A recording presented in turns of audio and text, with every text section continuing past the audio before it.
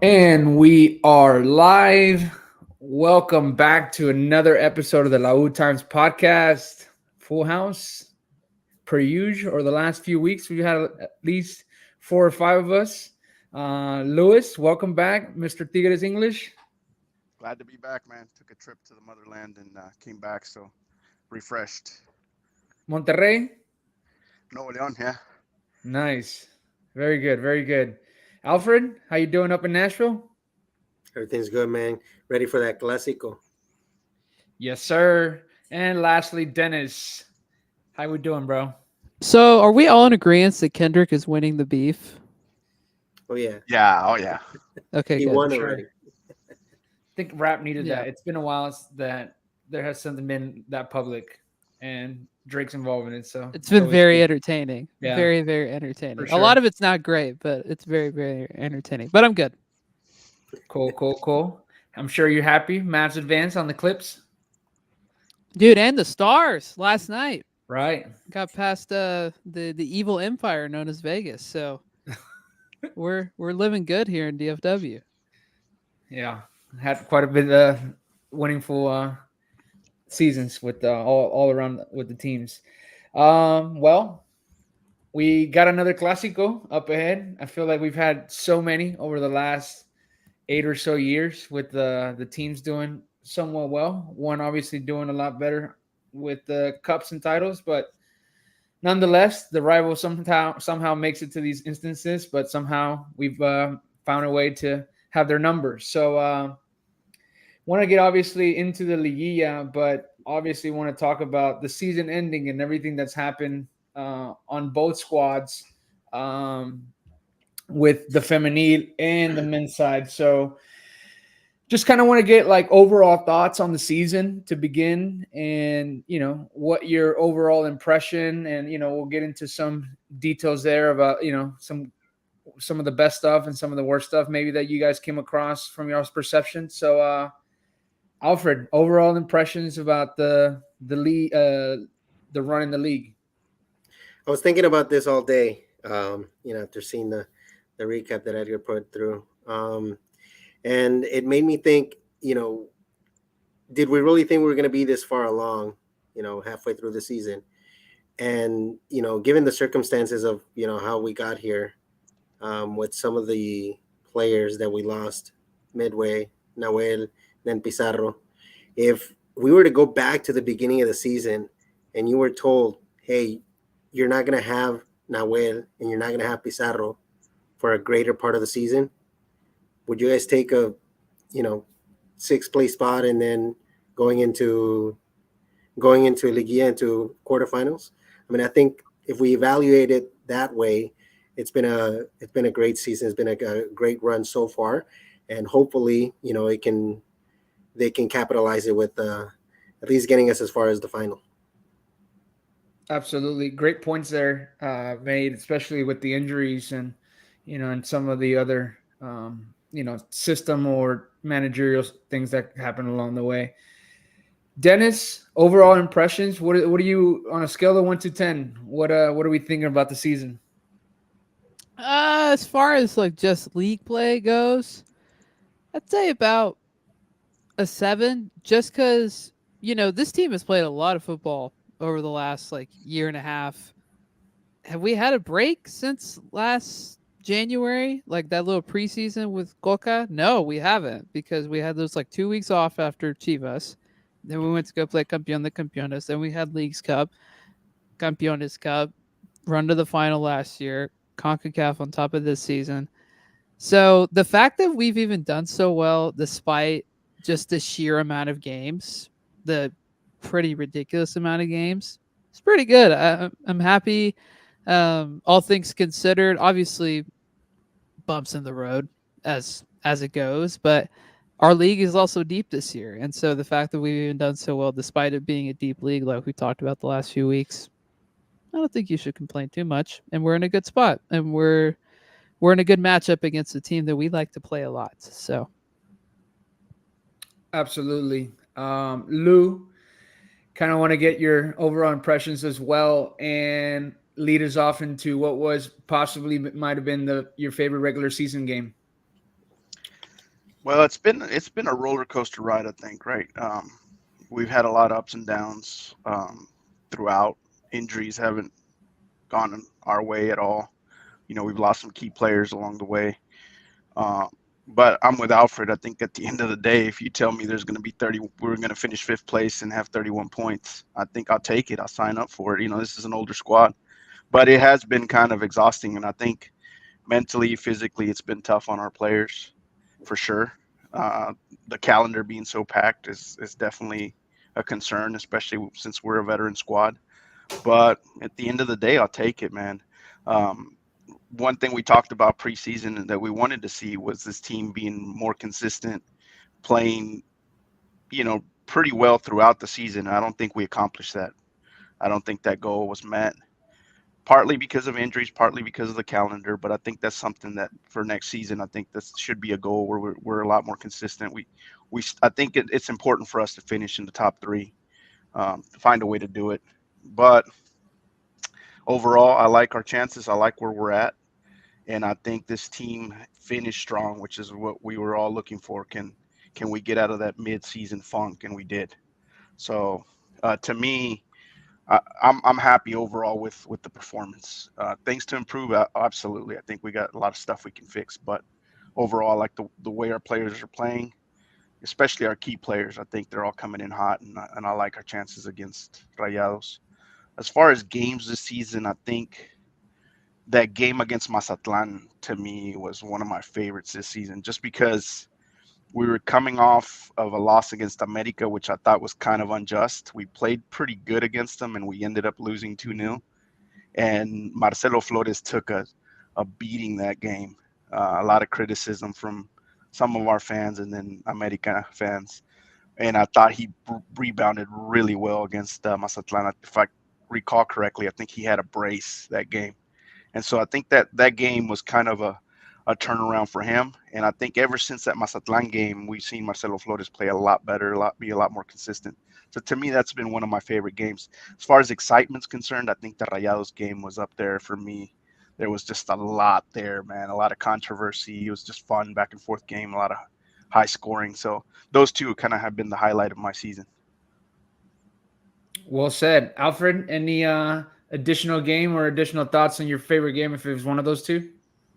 No, I completely agree with Lou, and I think part of the reason why actually the Clásico maybe stands out over the rest is how we had just recently come off the CONCACAF loss.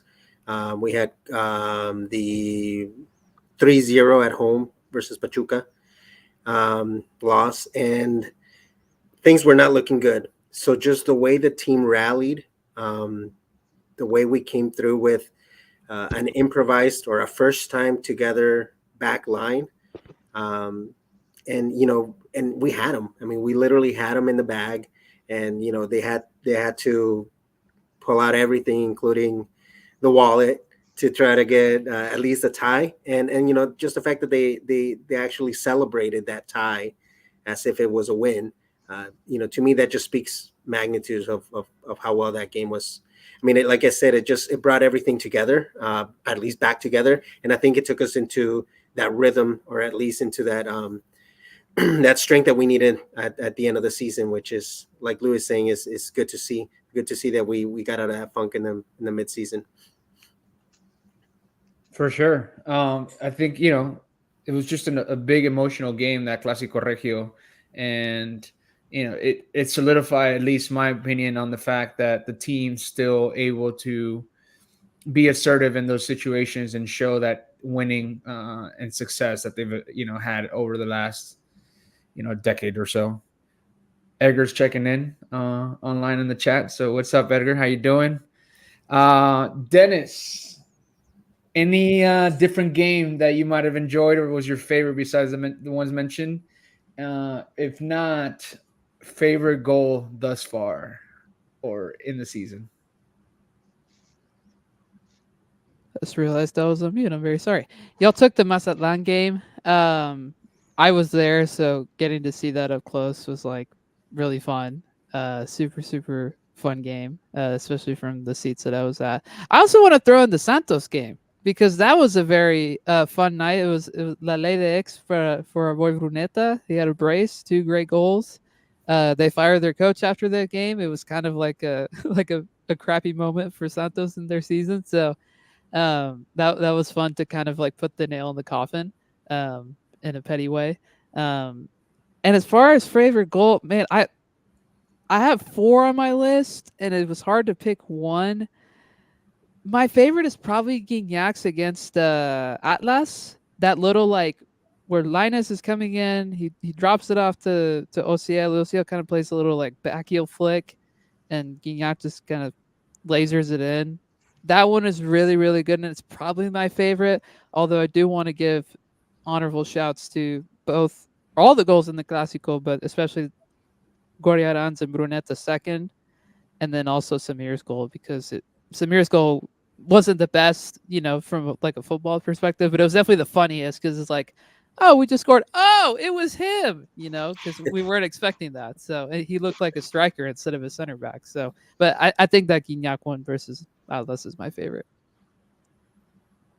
That Samir goal is the ones that I had on my list as well. On top of the fact that it was Samir who scored the goal, just that build up and how natural it looked for him to continue to Yep. play up. Same type of goal in that Eduardo Tercero goal, which was for me my favorite. Just the way that the team moved the ball was incredible on that goal, and I just love when we come out of the back and it's a clean distribution, and then obviously the defensive player adding to the attack. Lou, favorite goal of the season? I'm gonna go outside the league on this one. I'm gonna go with the Gignac goal against Vancouver. Man, we were playing True. trash that game. It was such a trash game, and the only thing that rescued that, we were gonna lose that game actually. So the only thing that came out positive out of that game was that rocket by Gignac and that free kick. So amazing in the goal, last and minutes. yeah, closing of the game, and I think one of the commentators called it too, so that Yeah, made it even more special. So to me, that was one of my favorites. That was the one where the broadcast was in English, and he was like, "Of course it is Gignac," and in his obviously own tone. That was pretty cool. I love the hype we get in during the English broadcast. I hope we have that a lot more, They respect especially with us. Prime. What's that? They respect us. Yeah, dude. Like, and it just tells you like how much the game has grown, not just the on the Mexican side here, but the other way around too, which the broadcaster, the media covers a lot more Mexican games, Mexican league games, and then in focusing on the teams that have won recently. So again, goes back to the branding part of how the team caught a really good time with Gignac and everything that he started back in 2015 and the type of player that he is. Alfred, any different goal besides the ones mentioned that you had as your yeah. favorite? I'm gonna go with the Marcelo goal. I think it was versus Mazatlan. Where he receives his back against the goal, he receives it, and first touch he turns around and just strikes it, crossing the goalkeeper. I mean, just the technique, what we saw from that goal alone out of Marcelo, that just it showed us exactly what he's capable of. Kids got talent. Kids got technique. It's something that you don't learn. You're born with, and I think that was a breakthrough moment for him, and for the team as well. And we saw the best of him after that. So Good. Edgar seems to agree with you. He just left a comment in the chat. He Marcelo's first goal. So shout out to Edgar, providing some feedback here during the pod live. Moving on to what may be a tough question to answer, just because with the type of season that we had, injuries, roller coaster of like play, um, the managing of players in both cups. Best player so far. Edgar laid it out. Young player of the year. He's got Marcelo, Ociel, Linus, or another player. Lou, we'll start off with you. As far as young player, I got to go with Marcelo Flores, man. I love all the ones listed. I mean, Ozzy and Linus, I mean, they're amazing players too. But I feel like Marcelo just had a breakthrough this season, man. I feel like he's gonna shoot to the moon after this, and he's got Gignac, is kind of tutoring him, mentoring him along the way, and I think that's really positive for that kid. You could tell he's definitely listening. And to me, I think Flores, I think we hit the jackpot with that kid. He's gonna be special. Absolutely. For less than a mil, is that what we paid? I think we paid like 850,000 for his Something transfer. like that. Alfred, best player or young player. Yeah, young player of the year. I mean, I think Marcelo, wins it as well. Um, exactly because of what Lou said. I do want to give props to Ociel and Linus, though they both had outstanding seasons. I think, just overall, the fact that we had a whole bunch of injuries allowed us to see many of these players get a lot more minutes than perhaps they would have gotten if some of our our starting players wouldn't have gotten injured or wouldn't have gotten suspended. Um, so we were lucky. We were lucky to be able to see all of these players break through. I mean, Linus had been showing it since the season before, but this season again, they pretty much owned up to their role, to their leadership whenever they needed to show up. Absolutely.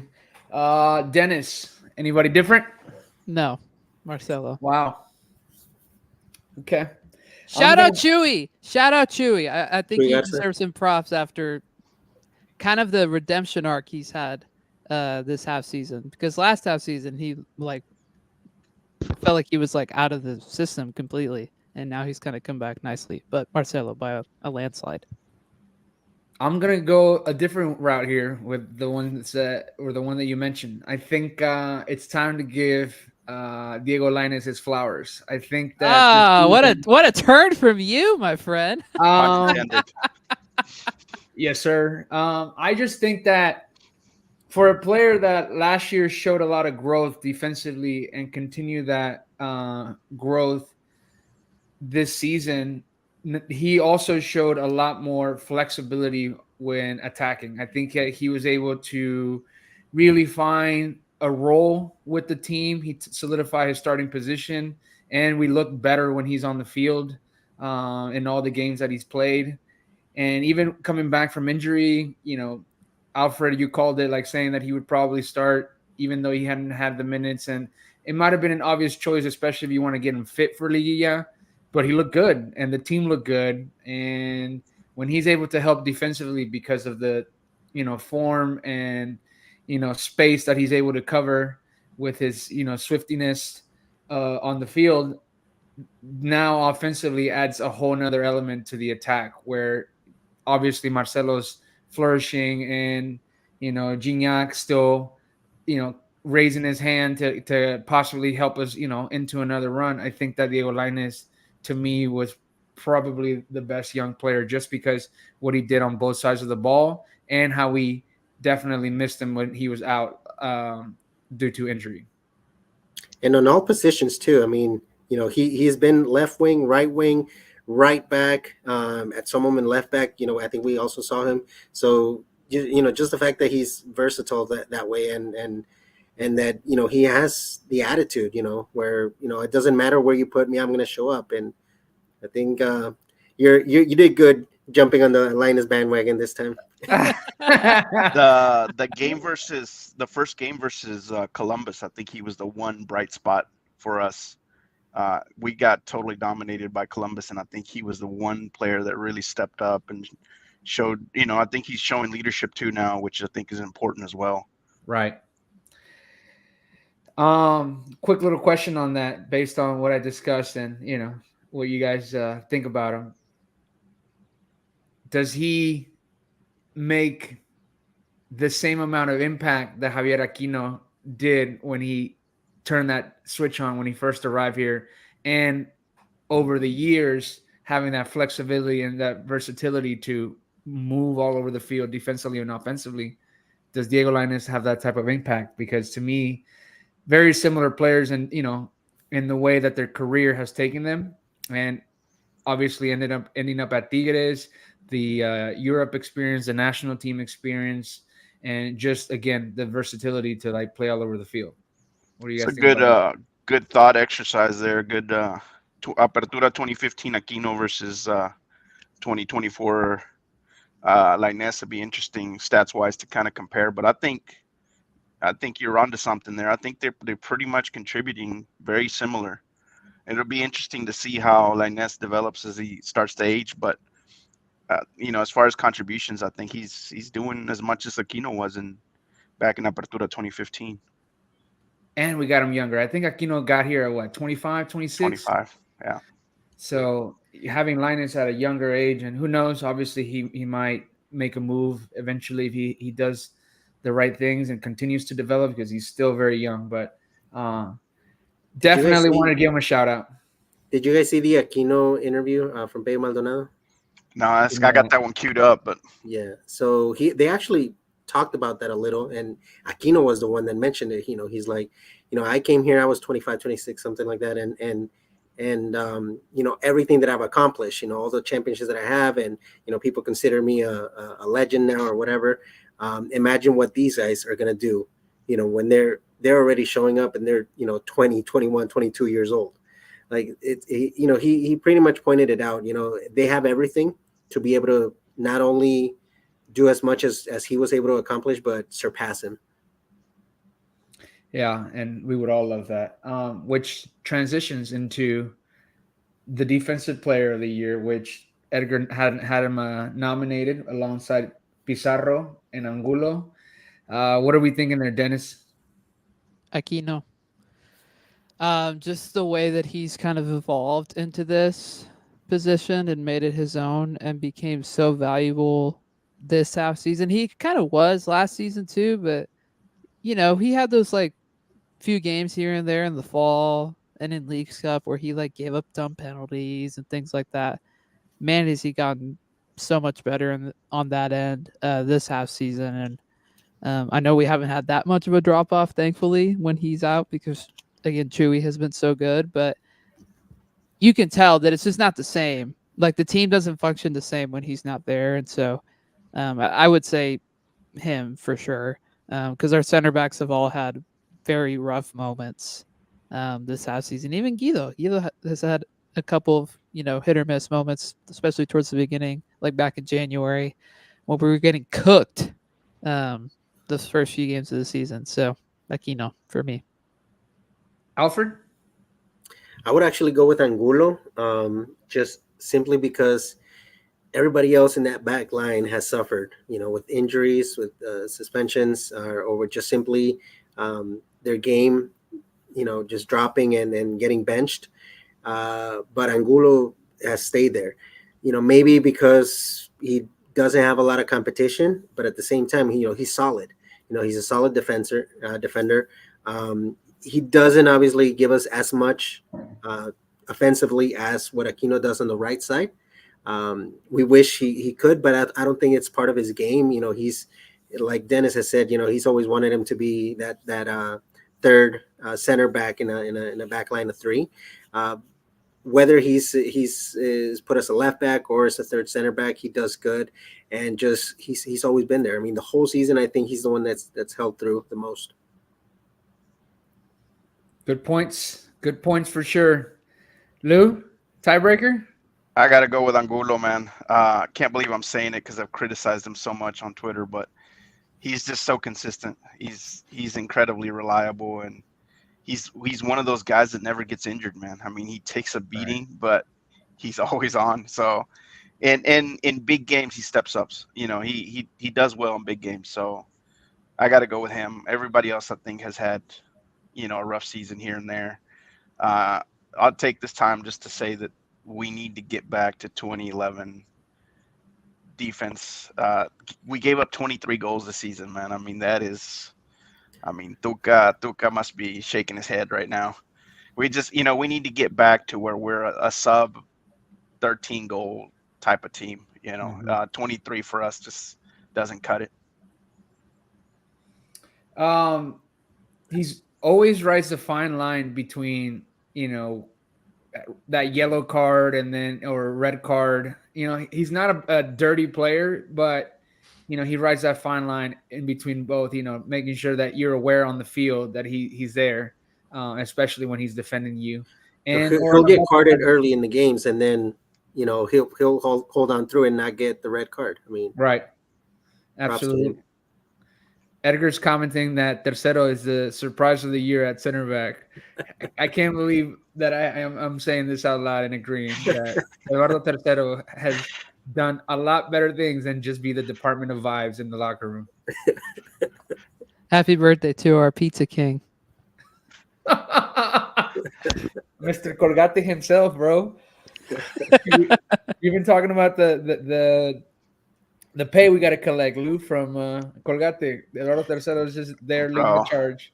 I'll keep tweeting that out until we get sponsored, bro. Colgate or Crest, I don't care.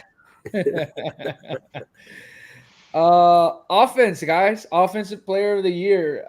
Statistics wise, there's an obvious answer, but Edgar suggested Brunetta, Gignac, or Marcelo as the offensive player of the year. Alfred, we'll start with you this time. Got to go with Gignac, man. I mean, he just was recently called actually the best player of the year of the Liga MX by Transfer Market, I believe it was. Um, I mean, just the fact that he's 38 years old, and he's still showing up, and he's still being able to hold to his position despite having a very good, um, a very good striker in Ibanez behind him. And just anybody that shows up. I mean, he's always the one that carries the team. Many games in the season, I think that we were saved by Gignac or by Gignac's performances, or whenever it seemed like nobody else was running, you would see him run 50 yards back to try to recover a ball that maybe he lost himself, and he sets the example for everybody else. So besides the fact that he's up there scoring, he's making a difference, giving assists or giving the assist to the assist. He's just he continues to be, for me, to be the most important player offensively of Tigres. Yeah, shout out Nico Ibanez, man. How could you be mad at like that? You know what I mean? Like just a player that still finds a way to be the leader, not only with his goals, but his attitude, his the way that he trains, the type of Love that caliber guy. of goals. And Nico Ibanez is just the perfect guy to be behind him. I think it's hard to be mad at somebody like that who's still a very important piece of our club. Dennis, offensive player of the year. I'm not picking out for this one because I think he's the MVP. So for this exercise, Brunetta, stats wise, is on a different level, and has really come on the last few games. Had a horrible CONCACAF stretch, but ever since we got eliminated in that, he's been excellent, I think. So I'm gonna say him just because I'd rather have Gignac for another award. And the confidence that Siboldi has in him. He's definitely his starter at the Yep. 10th position behind Gignac. Lou? Yeah, I'm gonna go Brunetta also. I think when Brunetta is dialed in, he's special. When he's a And demon, when he turns yeah, into a demon, he's scary. and that's what we need out of him. He had a good start to the season. He had a good first 2-3 games, and then he slumped in the middle. But he's closed well, and I think he's gonna have a good Liguilla, and we're gonna need him to be special. But I think he's contributed a ton. I think Alfred is pointed it out that sometimes he's asked to do too much defensively, and I think that hurts us as a team, and then hurts his stats as well. But to me, he's offensively, he's kind of the guy that makes things happen for us. Different style, but not too far along from the path is what I wanted Diente Lopez to be. What Brunetta is doing as a type of player, being involved with lots of goals and assists. And obviously, Diente gave us that in a season where he was a scoring champ, and another season where he had some good amount of goals. But the playmaking, so to me, Brunetta is a clear choice. He's just the Diente Lopez on steroids to me. I think that he's gonna get better and will find a way to be the important piece and the guy that inherits the number 10 jersey. Um, And hopefully he's in the willing to future. do what Diente never really did, which is help out defensively at times. Yeah, And right. that sacrifice, I think, is important for that type of player as well. You don't want guys to be, one-sided, kind of like Diente was, and I think that's why Tuca a lot of times kept him on the bench. Yeah. Got similar explosion too on the ball and quick rockets when they shoot. Um, MVP, Lou. I'm gonna go Carioca, man. I think when Carioca is dialed in, he's our motor, man. He's our guy who keeps everything in line, and I think that's the reason why we didn't advance in CONCACAF, man. Honestly, I think if we had Carioca for those 2 games, I think it would have been a different outcome, and I think it shows that he is one of the most important, if not the most important player on the pitch for us, and so I got to go with him. The Even though manager. even though I called him old about a year ago. I think a lot of people did, and I think a lot of people still do. So all is well. The man still finds a way to be an important player and probably the most important in the midfield and possibly on the field. Alfred, I MVP. agree with Lou. Carioca, he's the glue that keeps this team together. I honestly see it. We have Pizarro missing. Somebody steps in and fills the role. Nahuel missing. Lib, besides aside from his mistakes, I mean, he's actually done a fairly well job of fulfilling the role. If Guignac is missing up top, we have Ibanez. But when Carioca's missing, oh man, it's like, yes, you can put someone in, but they're not going to be as impactful as Carioca is, and that's really what makes a difference. And I think that's what makes him the most valuable player, because if he's not there, the team loses a lot. And like Lou said, I think he was part of the reason why, or a big part of the reason why we didn't go through in CONCACAF. It sure would have been nice to somebody show Morrison how to run the midfield and control the midfield of a game when he dominated us. So kind of have to agree there. Hey, I wouldn't mind going for Morrison. He's a good kid. He's a good player. Yeah, had a good series against Rayados as well.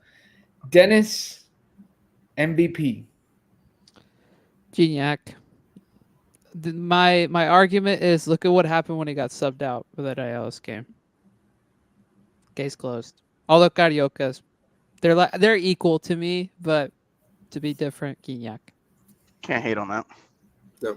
I love the confidence, and I don't even know if confidence is probably the right word. I love the validation that Siboldi gave Carioca this season, as having him be the captain on the field to end the season. I thought that was awesome, especially when Gignac's on the field. You'd think that he would be the natural selection. Carioca being the captain just gave it a different look on the squad, I think, from a leadership perspective. And just, he could have been a captain in any other team that he played in. And having the type of leaders that we have and him being the fourth in line in this case, truly cool feeling to see. So shout out Mr. Magician in the midfield, Rafael Carioca. Any other shout outs or awards that you guys have in mind to give out to anybody on the squad? How about most disappointing? Okay. Q. Yeah. Purata. Yeah. Oh, no, yes, Purata. I think Purata's up there too. Yeah. Okay, by the way, speaking of Q, okay, just got this tweet from everybody's favorite TUDN reporter, Vladdy. Apparently, at practice today, Q was in the lineup, like with the starters, in No, place man. of Marcelo. No. They kept the Tercero Samir partnership, and everything else is pretty much the same. Lainez is in there, Bruneta's in there, Guignac's in there. But yeah, instead of Flores, it'd be There's Quiñones. no way that's true, bro. There's got to be. Yeah, He I must have hope had like not. a little injury or something. Yeah. Yeah, I hope not. Oh, wow. Okay. Anybody else? Was that a clear choice winner, Quiñones? But I heard Purata. Anybody else? Dennis, you just brought down the mood, man. What are you doing? Dude. I don't even know what to say next. Bro, Oh, keep those man. breaking news to yourself next time, bro. I was actually going to go the opposite route because I watched a video from David Medrano, and he's also Chicharron from TV Azteca, but sometimes he's got good exclusive information or breaking news, and so he was talking about the now that Liguilla is in full effect, about the the rumors about the transfer season and the players in the Liga MX. So he goes off on a list of like naming 5 players, and then he gets to Luis Quinones.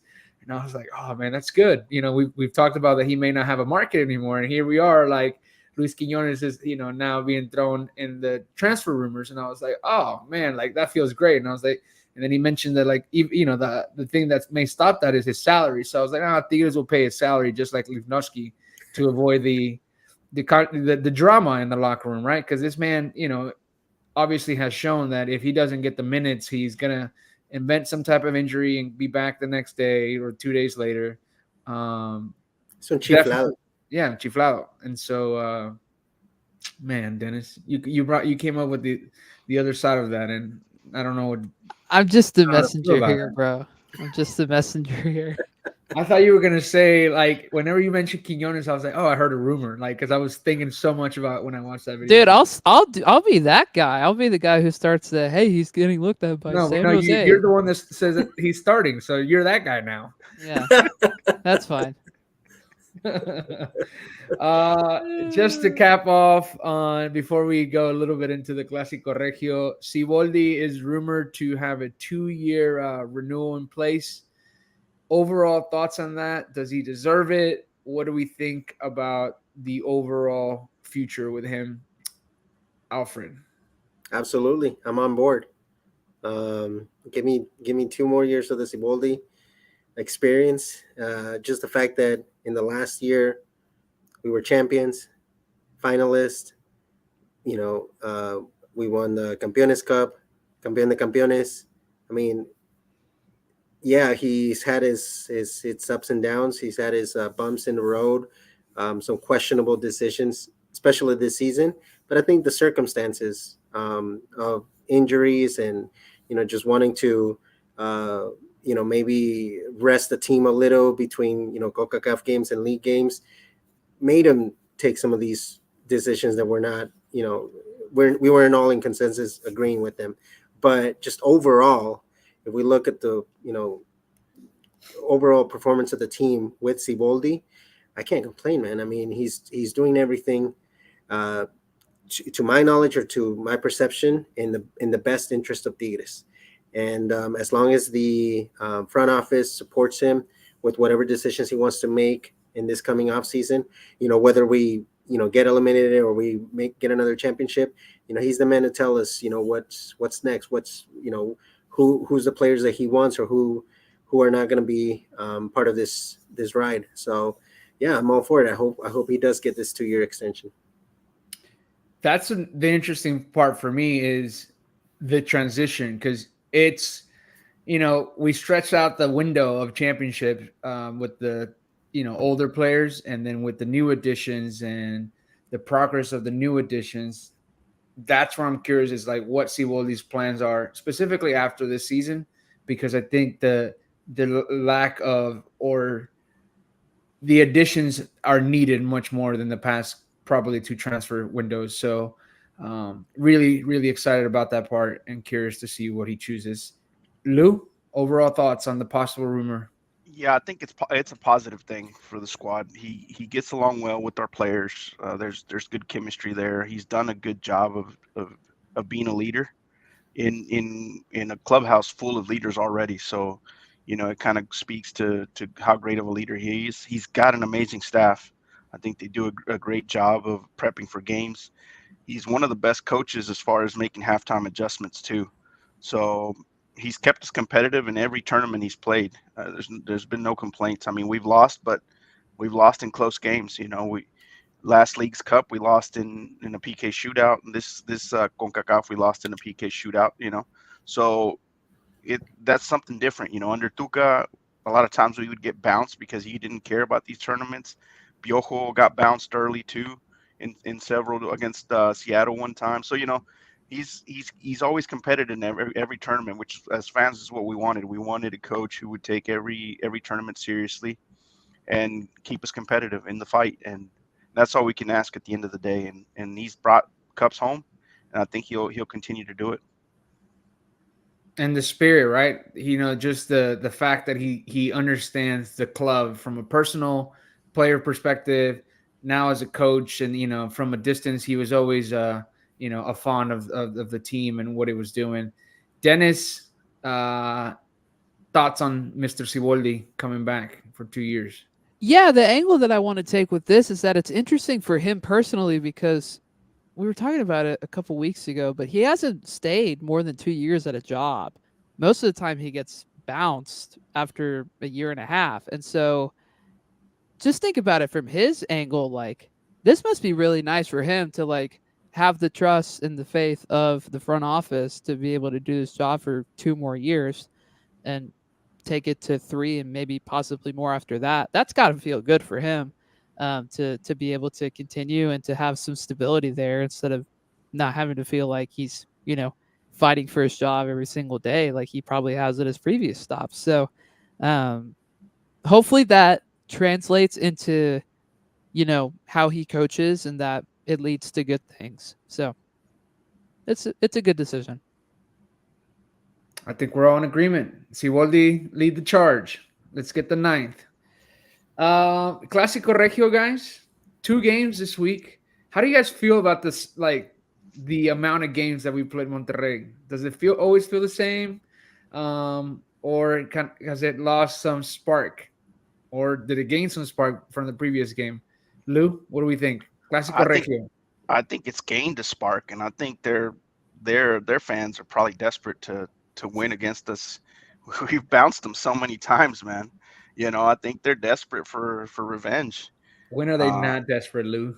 I mean, it's they you have to go back to what early 2000s to for them to get to have any positives. So I think from a fan perspective, I think it's gotten better. I mean, it's not only are the players better, we've got a lot more talent on the pitch than previously, and so I think the quality's there. I was going line by line, like player by player on both squads, and there's just so much quality on the pitch, man. I mean, it's as a fan, you got to be excited to watch these guys go head to head.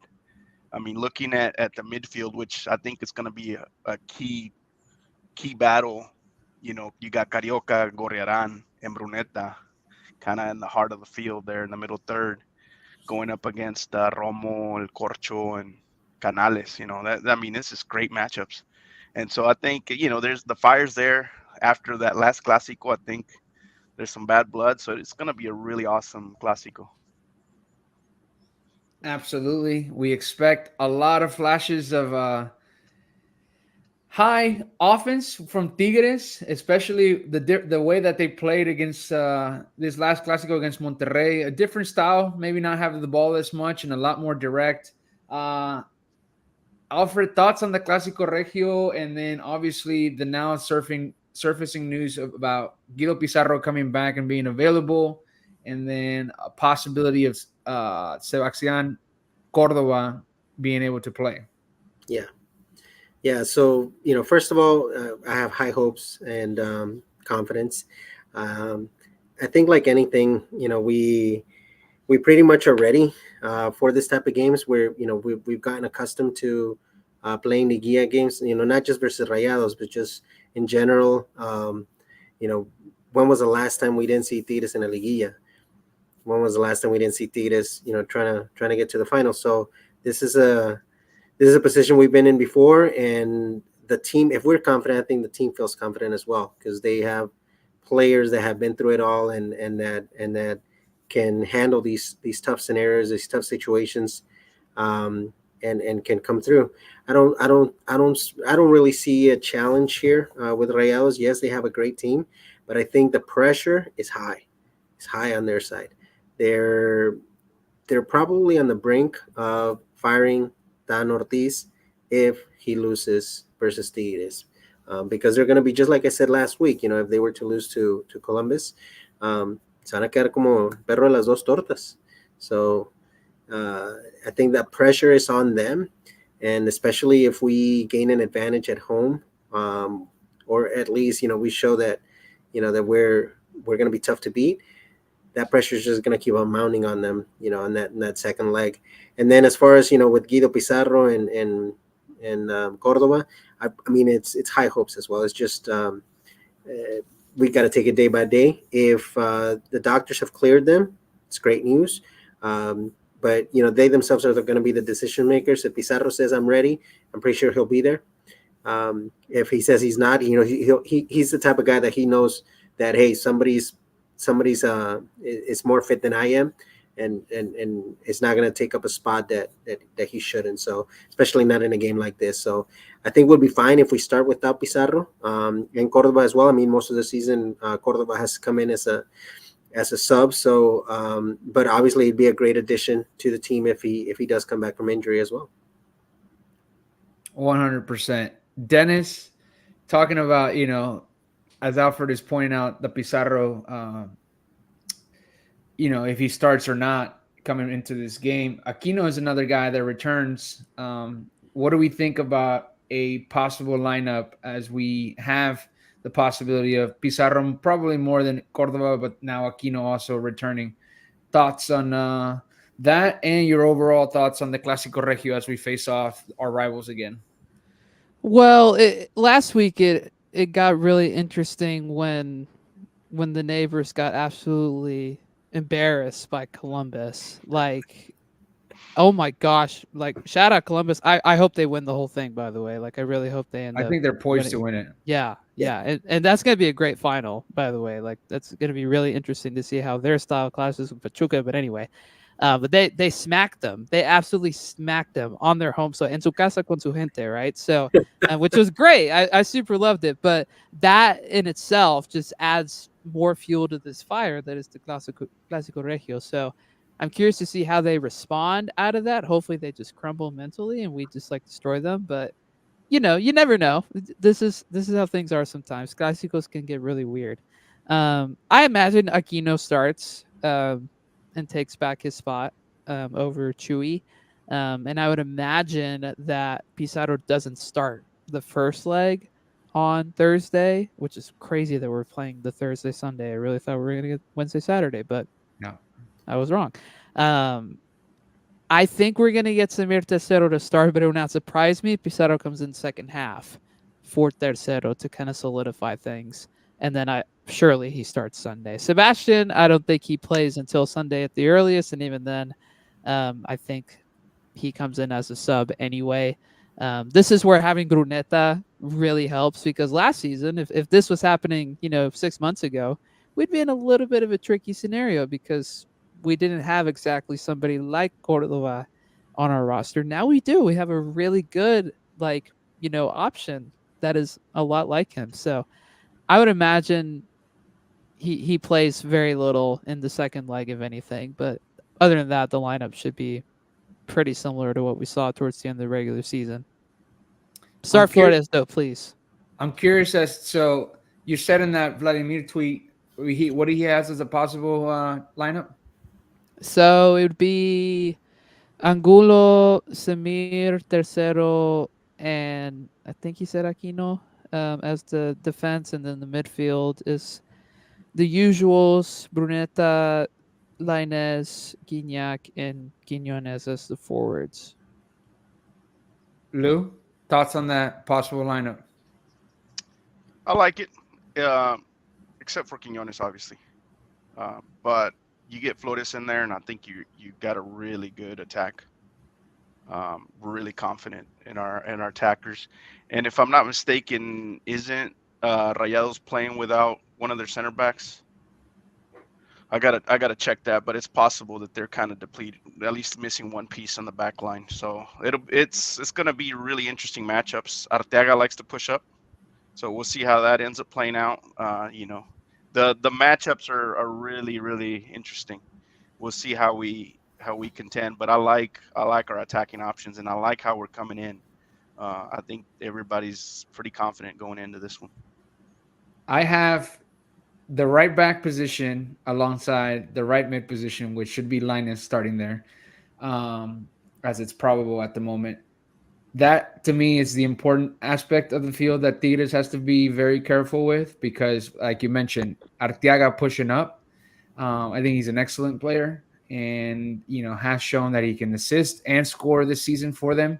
He's taken that position away from Gallardo, which now Gallardo has been playing some left wing, which I don't think. I think early on in his career was probably a good position.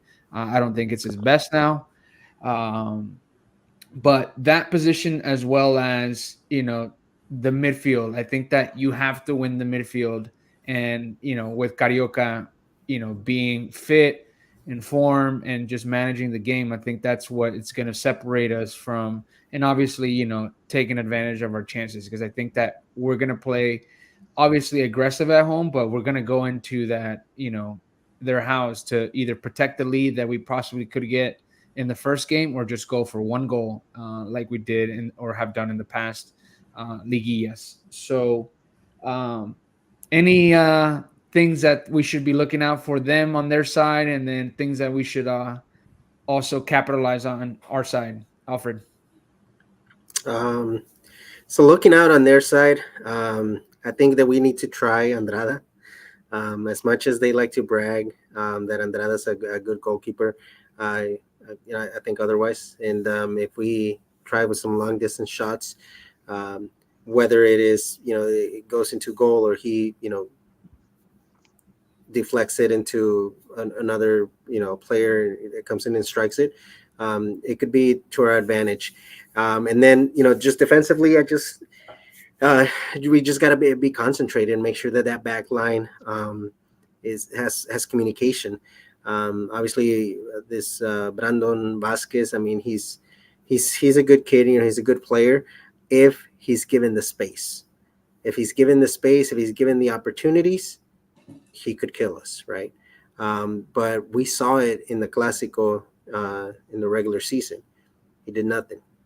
And part of the reason was because I think it was a collective effort, but just there was always somebody on him, and he had no space. He could never just turn around and just face the goal, and that's I think those are going to be key aspects, making sure that we just maintain concentration in the back line, communication about who has who, and not let these important players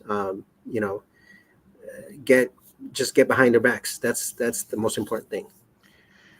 Gorriaran had a really good game against Rayados in the regular season. I think we're going to need him to be that good again for these two games. You're going to get a great game out of Carioca, and you're going to get a good game out of Bruneta. But if we could get Gorriaran involved and just covering going box to box like he knows how to do, he's capable of it. I think if he puts together a good game, he'll really give us a boost.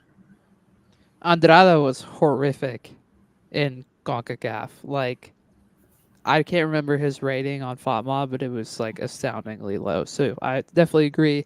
Try him as much as possible. And I'm curious to see what their front line looks like, because they've kind of gone back and forth between starting Vasquez, starting Berterame, starting both, having Canales like play up as like a second striker. It's been very odd. So surely Tano's going to do something weird again, but I would He just has say no be ready. clue. Yeah, he has no clue. Just be ready for anything. If I had to put money on it, I bet Vasquez starts. I think Vasquez has been the better player this year anyway, and I think Bertrand was kind of washed, to be honest. So I just don't think he fits well with their team. Like, I think he's good. I just think that it just goes back to what I said last week on the pod. They would be a lot better if they had a different coach, because they do have some good players, and I think that they have versatile players as well, where you can mix and match, just kind of like how we can on most parts of the field. They had a Uh, decent coach in Buse, but we got him fired. yeah, so dang right.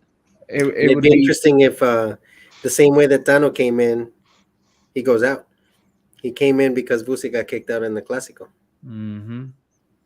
That would be quite the show. A couple of things also to mention about this Clásico. Gignac broke the record in a Clásico, not the last one, but the previous, if I'm not mistaken, where he got his 12th goal. So obviously he has a chance in 2 games to add to his collection of goals against Rayados and extend his record that Bahia has at 11. I think after that, the list is very limited in terms of who can actually get even close. I think after that, it's like Diablo Nunez, Gaitan with 8, and then Tomas Boy had 6, and I don't even know if they have anybody on their side who has goals in class. Cabrito, was Cabrito Cabrita on Arellano, I there? think. Okay, yeah, so that makes sense. And after that, I just don't see, maybe Brunetta could start a spark there, but obviously Gignac wants to add to that as well as add to the games played of Clásico Regios. I think he's 2 games behind Nahuel and Cabrito Arellano, or one behind Cabrito and two behind Nahuel, something like that. I know it's definitely Ugayala has played a lot. Nahuel Guzman, I think it's Nahuel, Ugayala, Cabrito, Thingiñac.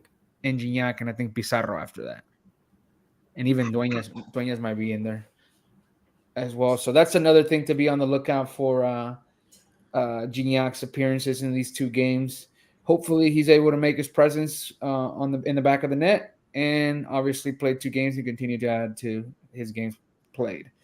Anything else, fellas? Any more thoughts of this Clásico Regio? I kind of wanted to circle back to the part about the amount of games, and the reason I mentioned it is the Liguillas that we've had, obviously, in the Leagues Cup, the friendly match, and now the upcoming friendly match. That's where I, wanted to see if you guys had any additional thoughts on that, or any last things about the possible game or the game on Wednesday. Got Good. our predictions. Predictions. How are we feeling now for first leg? We're winning 2-0. Ooh, I like that. Lou? Yeah, I think I'm with Alfred. I'm leaning with Alfred on this. I think they're gonna fire Tano after this, and I think it might get lopsided. So I'm gonna go 2-0 too. Dennis? It hasn't been that high scoring at home, except for the last one. 1-0 us. Yeah, I think We we haven't played in a week too, like almost 2 weeks. So it may take us a second to get back into it. I think I'm going 2-1. I think they open up the scoreboard like they typically do, get ahead, get their emotions high, and then Tigres ties, and then we end winning in some type of dramatic fashion, whether it's a controversial PK that's obviously a PK, but they're going to make controversial, a free kick, or a set piece in the closing moments of the game. So I think that it'll definitely add some good moments of back and forth, but I think that we give up a goal, but ultimately win 2-1 at home, and then we head into the second leg to retain that lead and punish them on a counter and extend the goal lead. Edgar in the comments said we're going 4-1. Ooh, love the confidence, Edgar. My man just bringing all the confidence from his visit to Monterrey, announcing the Texans pick. He said ofensiva all the way. Oh yeah.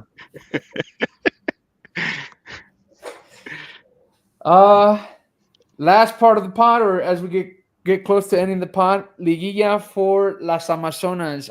Obviously, had a really good season, finished off the regular season in first place, securing that tie against Pachuca, got them the overall #1 seed.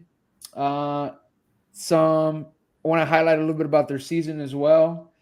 Let's start off with maybe your favorite game and favorite goal this year. We'll start off with Lou. My favorite game was the one against Toluca. I thought we played a really good Toluca game. It was 7-0, and it's kind of a deceiving score because Toluca did put up a very good fight. But we And we had, had an offside goal. It should have been 8-0. yeah, that's true. And we had Mayor with the brace, Ovalle with the brace, Hermoso with the brace, and who else scored that time? I'm missing the other person. Is it not Themby? No, Reyes with the brace and Ovalle with 1 goal. So That's what it was, yeah. it was probably the best game we've had all season. I mean, it was really well played, which we had considerable fight from Toluca. So that was my favorite game. As far as favorite goal, I got to go with the Valle because the one against Leon, where she broke the 17 game streak where she hadn't scored in 17 games. So Ovalle breaking that streak, finally getting the monkey off her back, and scoring that golazo against Leon in week 4. That was my favorite one. It's hard to pick favorite game and favorite goals because one, they scored so many goals, and secondly, they won like basically all their games except what, two, They America. also Yeah. scored 7 versus Santos. three. Oh, is that the beginning of the season or? Yeah. Oh man, that's a lot of goals. How many goals did we end up having, Lou? 51. Jeez. Yeah, 51 goals this season is amazing. Is there is there a record or for any other leagues for that amount of goals? I'm sure. Oh well, maybe if they count the whole calendar year. I'm not really sure how the leagues work in on the other side of the world, but that's a lot of goals. Yeah, it's and what's crazy is that I feel like in some games we could have scored more. Yeah, It was kind of, we that sort of Pachuca wore game, out. Yeah, the we last Pachuca game. we faded towards the end of the season, and so those last few games we didn't score in bunches like we did early on. But we're gonna 100%. face Juarez, and we barely beat them 1-0. So Which is odd. Like they're not a really strong team. no, they I, play I, good though. I saw that game, and They always get up for us. yeah, Bravas yeah, always gets up for us. They just have that. They pencil that in the calendar every season. They want us. They want to beat us. that's the whole league, Lou. Both sides, men's and women's. Yeah.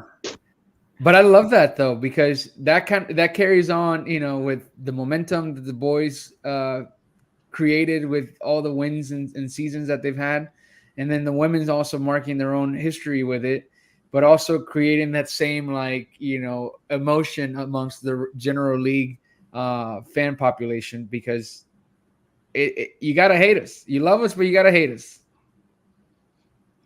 So, any other mentions for best goal for Tigres Femenil? Ooh, yeah, the in the Toluca game, the free kick, the one from like 3 yards out because of that indirect free Oh kick. yes, Yeah, yeah, that was beautiful, man. yeah, great. I mean, that got on out of context footy. That's how good it was. Mm-hmm. That was such a fun game. That was also my pick for favorite game of the season. That was just fun because it was a cool game. You're right, Lou. Like Toluca played really well, and I mean, yeah, we should have had like 10 goals. We ended up with 7, but we were just on all cylinders that night. I hope they find their their punteria in this Liguilla again. We got to make Mhm. sure we get as many goals as possible. And just getting the team right. I feel like the injuries also have taken a toll lately, Especially defensively. defensively for sure. Greta, Anika, but the other players have stepped up, and that's the beautiful thing about having so many really good players on a squad. Alfred, did you have a favorite goal in mind? No, like you said, I mean, there's just so many goals. I know that I saw one goal from Belen Cruz midway through the season that I was just like, oh my god, like, and I've always been a fan of Belen Cruz. I think that she has far more talent than than everybody believes. But just overall, everybody's been great. Jenny has had her fair share of goals as well. It was a great overall season. I always say this about Belen Cruz, man. If she ever moves to holding mid, she'll be our Carioca. She Yeah. just has that touch, that magic, man. And that's my dream for her to become a holding mid in Boston midfield after Mercado leaves. I liked Ovalle's goal. I liked Jenny's goal that she had. I think it was in the Toluca game too. I can't remember. But lately, the one that Tembi had when Belen Cruz switches the field to Tembi, Tembi starts to play in a give and go with Stephanie Mayor, and then That was a finishes great it off. goal. That was a really. I love like team oriented goals where you get a lot of flashes of like the skill set on different parts of the field. So that was good. Just shows you, like you talk about the technical ability that Belen Cruz has, and then the burst of speed that then be created there, and the key precision of passing by Stephanie Mayor. So, um, any awards, Lou? We're gonna hit it off with Young Player of the Year: Alexia, Hannah, Yaya Munoz, or Ana Salas. I'm gonna go with Hannah. I think Hannah's really improved this season. She's shown that she's very versatile. She can play in several positions, and she's doing it very well. I think she's kind of earned her stripes on this team. But keep an eye out on those other names that you mentioned. Yaya Munoz, she played with the under 19s and debuted with us earlier in the season. Big defender. I think she's gonna be special, man. She's already had several starts for uh, the national team, the under 19 national team, and I think she's gonna be something special. I think there's gonna be a nice little transition when Ferral and Greta kind of hang up the boots. We're going to move into some of these players like Alexa Gutierrez, Yaya Munoz, that can really play those positions well. Ana Salas is another player that's special. Mane Gonzalez. So we've got a lot of good players from the under 19s that could eventually move into the main team. Obviously, competition is very stiff, but there's a lot of promise with our youth teams. And they're learning from the best. And also it allows you, right, like, because the market is not as huge for women's players yet, as the sport is still building and continuing to grow. You have that like luxury, especially at Tigres Femenil, where you're able to have great players already in a lot of the key positions and work a lot of these young players in. Even the goalie perspective, also, Maria Angela Medina was out or is out with an injury, but you're able to plug her in and still have that development because of how great the team is around her, and build that confidence as well when she has in this case, no goals allowed, or even the defensive player participated in no goals allowed or a shutout. So I think we have that luxury in the family game at the moment, where we have to capitalize for the growth of the team, as more teams continue to bring star players to the league. Um, Dennis, who would you pick? Are you going with Hannah, like Lou mentioned, or someone else? It's between her and Alexia for me. I just love how Delgado plays a lot, but I'll go with Hannah too, just to say so. Pretty on board with that, Alfred? Is that your choice as well? Yeah. Yeah, of course. Yeah, I feel like it was pretty easy, especially having been able to play different positions now and just continue to ascend in her play since she arrived at Tigres. She's no longer, well, she's still considered social media presence or an influencer, but now backs it up with high quality games in terms of her play. So shout out Hannah for being the La U Times podcast defensive player of the year. Young player of the year. Or young player, I'm sorry. Defensive player of the year. Getting ahead of myself here. Dennis, we'll start with you this time. Oh man, can we give them to both Greta and Ferral? For Like, Nope. real. oh my Yeah. gosh, because I mean they're like two peas in a pod. Oh man, I'll say Greta because you can kind of tell, Ooh. like right now, that like the defense is still pretty good, but her not being there makes it a little bit more vulnerable. But oh my gosh, Ferrara's been so good. God, I don't know, man. I feel like you could go either way, and you're picking good. So It's like that argument as to who starts in the middle of the field in a Tigres men's all-time 11, Carioca or Pizarro. the answer is yes. Yeah. Lou? I'm gonna go with Greta, man, but Ferral is up there for me. I mean, it's a tough one, but I gotta go Greta on that one.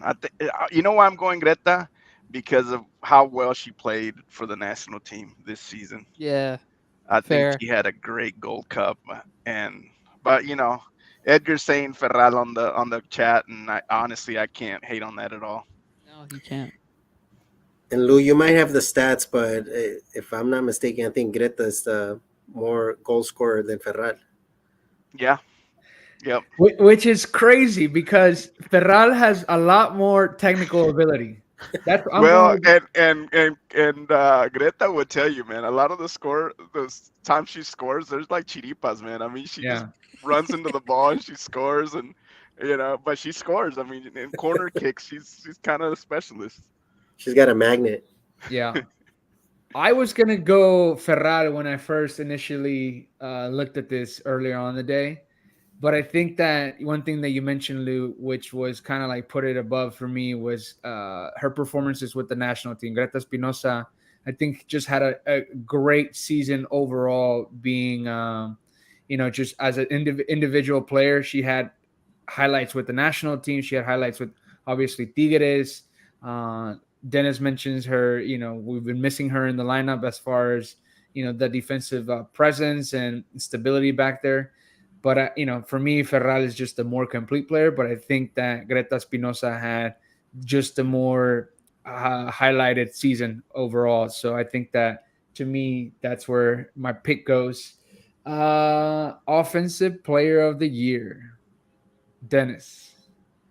I already forgot who it was. Who did I pick? Oh, I put a no. Mayor based off pure stats alone. I mean, Mm-hmm. you kind of have to, but I feel like everybody's had pretty solid seasons. Like we scored 50 something goals. We just talked about it, but Ovaya has a fifth of that by herself, or not Ovaya, Mayor. So Okay, Alfred. I'm gonna go with Thembi Catlana. Just the fact that it's her first season with Tigres. She's shown up. I mean, she's a very talented player. And now that we have Vaya on one side and her on the other side, I mean, I can just imagine the the looks on the players on the other side, and just seeing these two girls come up there up the field. It's crazy. So she's done good. I think that she brought a lot to our package overall. So offensively, she's created a lot of opportunities. She obviously misses some, but I think she's an important piece now of the team. Absolutely, Lou. If you look goals plus assists, there's like 5 or 6 players all neck and neck. But goal scoring, top five: Mayor with 12, Hermoso with 7, Thembi with 6, Reyes with 5, and Ovalle with 5. But just on pure stats, I'm with Dennis. I got to go on pure stats alone on this one, so I'm going to go Mayor. Even though I don't think she's our MVP, but I think she just statistically brought more to the table as far as scoring this season. Yeah, that's the easy pick for me as well. I'm going Mayor. MVP. Lou, we'll start off with you. I'm going to go with Ovalle, man. I mean, this team is kind of like Carioca. I mean, when this team is firing, playing well, dominating, it's because Ovalle is dominating and Ovalle is playing well. And so to me, Ovalle continues to be that one player you just can't replace. Um, there's other players that you can bring in. I mean, for example, Mayor, you could easily pull her out and bring in, Alison Gonzalez, for example, or you can bring in Belen Cruz, or you can move Reyes up into that slot. But Ovalle, you just don't have anybody to replace her. So I think I would have to go with her as the MVP. Yeah, it's time to bring a left footy winger to the to be her backup, because the right side is covered with plenty of options, but the Yeah. left side is not covered at all. So, Alfred, any MVP thoughts? When I'll give my props to Jenny. It's just kind of the same thing with Thembi. Just the fact that she came in and she's shown up, which was expected. I mean, she's a world class player, but I do think she makes a difference in the field when she's there. Her presence is felt. Just her ease of play. The way when I see her, it almost looks like I'm watching a male player in the field. Like just her dominance of the field of the ball. It's she's crazy talented. So I think she's an important part, and was a great addition to the season. So yeah, go with her. Cool, cool. And did I miss anybody? I got everybody. MVP, Dennis? Dennis. I have an interesting pick, and the reason why I'm picking this person is because when I saw her play at the Clásico Regio Femenil, the moment was not too big for her. The way that she just was a different level above everybody else, because we kind of struggled a little bit that night, and just the way that she's always giving 150%, and she's so versatile. Mari Carmen Reyes. That's who I would say. Just like seeing that, like with my own two eyes, like forget stats, forget everything else, just based on pure eye test, the team functions differently when she's not there versus when she is, and her footprints are all over, even more so than last season where she was scoring out the wazoo. Now that she's in a more deeper position, she's been kind of incredible. And just to see her thrive, despite not being in the same spot she was even 6 months ago, is really impressive. And I don't know, I just feel like she just has a I know we throw the term aura a lot nowadays when it comes to soccer and football, and probably a little bit too much. But like she legitimately has an aura about her that stands out above the rest, and at such a young age too. It's like kind of wild. So um, that would be my vote. I know that's probably not the popular vote, but after seeing it with my own two eyes in one game, that would be who I'd pick.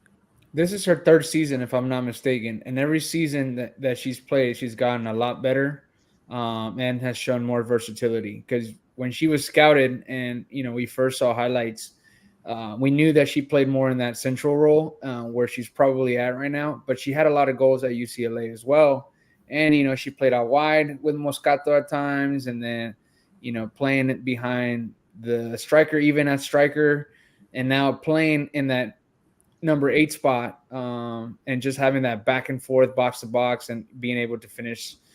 I don't think it's a bad pick. I think honestly you could have gone with Hermoso, Ovalle, Mayor, Mari Carmen, even Greta. With we talked about defensively. Cecilia Santiago had a good season as well in on goal. I think that you know more so this season than in the past that she's had. She looked a lot more confident, and we looked more secure as a backline with her performances specifically.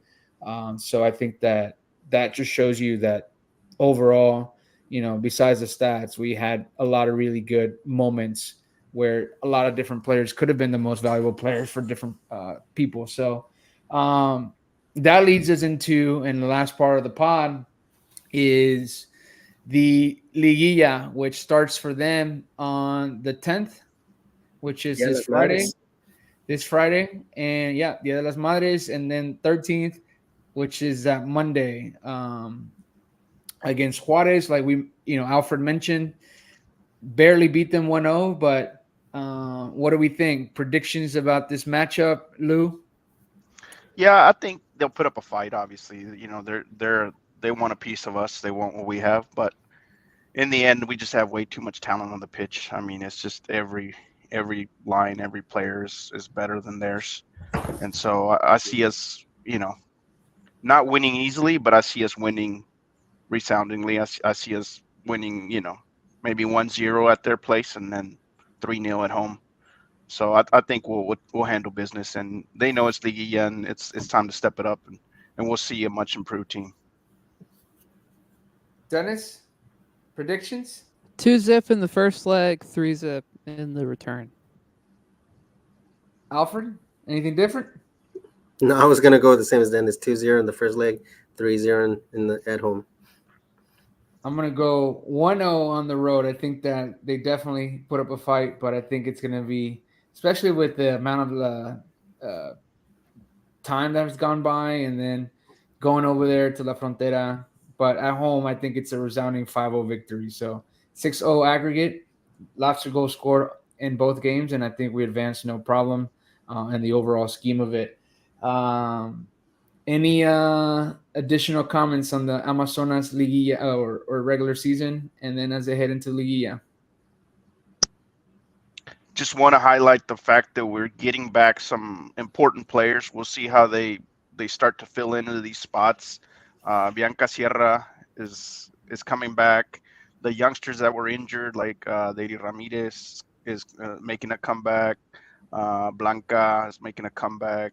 Liz Contreras is making a comeback. So we're getting several players that'll be ready, not this season, not this postseason, but into next. And I think they'll be key contributors moving forward. Also, shout out, I think what you said, Arnoldo, was spot on. I think Ceci Santiago has been way better this season than 2 seasons ago, for example. So I think that's also important going into this Liguilla. Gotta carry the confidence. Um, from the vault moments, um, we were gonna have Edgar show us a throwback hit about the news that Tigres jersey broke out about the last time we had a didn't have Bitso on one of our jerseys, but we don't have Edgar here tonight. So, any other from the vault moments that you came across? Gotta give a shout out to the Amazonas, man. 6 years ago this month, they won their first title under Bato Cletti. So that How's was this, what guys? started everything, man. With the black jerseys The black jerseys. and Piques, no? Belen Cruz was part of that squad. Esta Mercado was part of that squad. Nancy Antonio. So a lot of Nayeli Rangel. There's a few leftover players from that era that still remember that championship, and I think it's what started everything. Nati Villarreal. Nati Villarreal, La Yeah, Chiquis. yeah. That I remember the black jersey. Did we even have a purple jersey at one point? Like Yep. a Yeah. And the all white too with the same template. right. Yeah, I remember. Good moment there, Lou. Way to bring that out. Dennis, did you come across anything recently? No, but I do want to comment on this jersey bit. Thank God we're getting rid of Bitso. But did y'all see the like not actual leak of the jerseys that he like shut down, the Adidas jersey shut down? Mm-mm. There's what? like some guy claimed that he had like, like the prototypes of next year's jerseys, and this guy was like, no, like, or Adidas jersey was like, no, like this is not it. Um it's based off of what the information he's put out like recently, but here, let me see. Here you go. So here's Oh yeah, I saw those.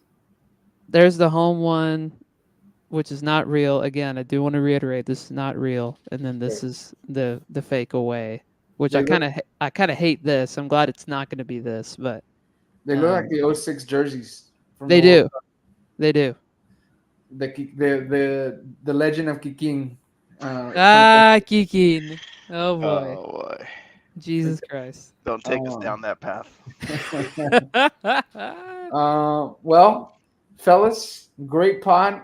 Hopefully, we have great results this week as we face it off against Monterrey in the Clásico Regio and the Bravas de Juárez in the Amazonas playoff matchup. Thank you guys for taking the time, and thank you everybody for tuning in. We 133 people watching. That's our highest amount of people It's we a lot watch. of people. Thank you guys for tuning in. Definitely would love some feedback. Anything that you guys would love would you guys would want for us to talk about. Would love to hear that as well. Definitely give us a follow. Send us some messages, whatever you can think of to help expand this project as we do our little part to help continue the growth of the brand of Tigres in the United States and more so in the English language. So appreciate you guys doing your part and helping us out by watching us, retweeting, sharing our pod episodes. So shout out to you guys. Shout out to Fuen and Edgar who joined us today on the chat too. Absolutely. I met Fuen in Orlando for the first time we played the city Orlando City. in CONCACAF. Yeah. Nice. Yeah. So Guys, Subscribe next to time our we talk, YouTube. we'll be talking about semifinals. Yes. yeah, absolutely. Fingers That's crossed. definitely the move. Yeah. Get your little carnitas asadas ready for Thursday and Sunday. Late carnitas asadas, to clarify. We'll need Very- your recipes, Arnoldo. A little bit. Dude, I'm gonna have to find some carnita asada inside American Airlines Center on Thursday because I think I'm going to watch the Stars play the Avalanche in Game 2. So maybe they'll make a exception for me instead of eating a $20 hot dog. bro, you better have your phone ready. Oh, Better have the phone ready. I got it, man. I got it. All right, fellas. You guys have a great rest of your night. Thank you, everybody, for tuning in. See y'all. Peace. Bye. Subscribe to our YouTube and follow us on Twitter. Bye.